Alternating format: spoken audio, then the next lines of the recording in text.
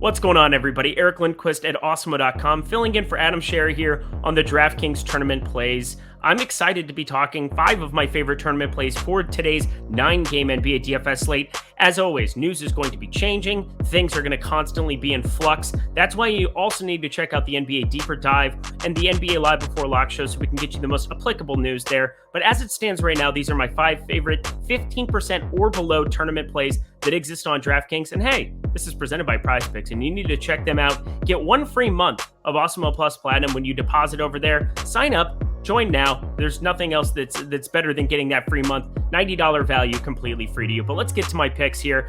Starting at number 5, I'm looking at Kyle Kuzma as a guy that, erupted yesterday. But on DraftKings at 7,500, he still only got 13.5% ownership. And the Wizards are 10-point dogs here. Spencer Dinwiddie could certainly get more involved offensively from a usage perspective than he was yesterday. But Kuzma still makes too much sense to me. He's shooting 37.5% from 3 on the year, has a near 15% rebounding rate for the Wiz, and the center should be rather occupied with Joel Embiid here defensively in this spot, which should open up easier rebounding chances for Kuzma. That double-double with 50-point upside is really what we're looking at, and with only a $100 increase off of his tag yesterday, he feels like a plug-and-play for me.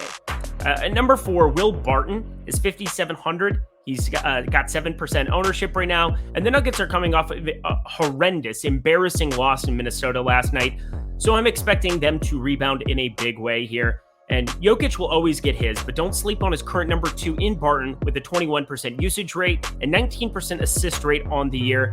And most importantly to me, he's gotten an optimal appearance rate that's just north of 10%. So he's one of the best, most positively leveraged plays that we have on the slate, according to our tools. So without Rudy Gobert there, the Jazz, their team has been in shambles, reeling defensively. So I really like Barton, Jokic, obviously. So looking at getting some Nuggets exposure through Barton.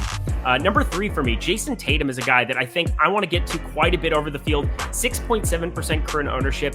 Yeah, he's expensive at $10,600, and this is looking up to be contrarian. It's a definite contrarian spend up, but 20% plus plays at the guard position are all over the place, whether that's Dinwiddie, Doncic, Monk. It seems like forward, there aren't as many chalk options with the exception of Cedi Osman, so I'm looking to get a little bit different in that spot. Similar to the headache that the Bulls can provide, you never really know whether it's Jaylen Brown or Jason Tatum's night for the Celts, but that's what makes them low owned to begin with. And box score watchers might shy away due to 31 minutes and sub 45 DK points last time out. But that was an absolute thrashing that they handed to the Jimmy Butler-less Miami Heat team. So I think most lineups will be spending up for Doncic plus one of the stud centers. So mixing in Tatum at the forward position feels like a solid way to go in tournaments. Number 2 for me, Eric Gordon. Now, this is going to get gross a little bit, but this is a classic buy low spot on a guy who always carries scoring upside. Even with KPJ back, he's playing huge minutes for a bad, and I mean bad, Houston basketball team. Cleveland's only 5-point favorites, though, on the road and playing without Darius Garland, so the game is projected to stay remotely competitive.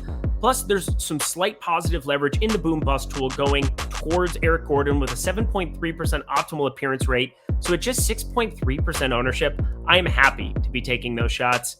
And my number 1 tournament play here, currently, it's incredible. We went basically straight down in terms of ownership. That was not intentional, but Anthony Davis. He's $10,200, 5.6% ownership. I think he's going to get some attention because of his power forward eligibility over on FanDuel, but on DraftKings, he is center only. He has to compete with the likes of Jokic, the likes of Embiid. But at 10-2, you're getting a drastic price decrease, a big amount of savings coming off of those guys and their 12K plus tags.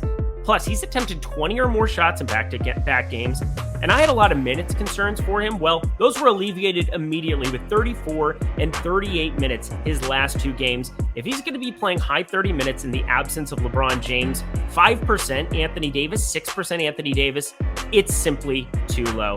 Guys, let me know what you think of my picks. Once again, pay attention to news. That's the most important thing you can do. Well, besides checking out the NBA Deeper Dive with Rinpack and myself, as well as checking out the NBA Live Before Lock show to keep apprised of all the news.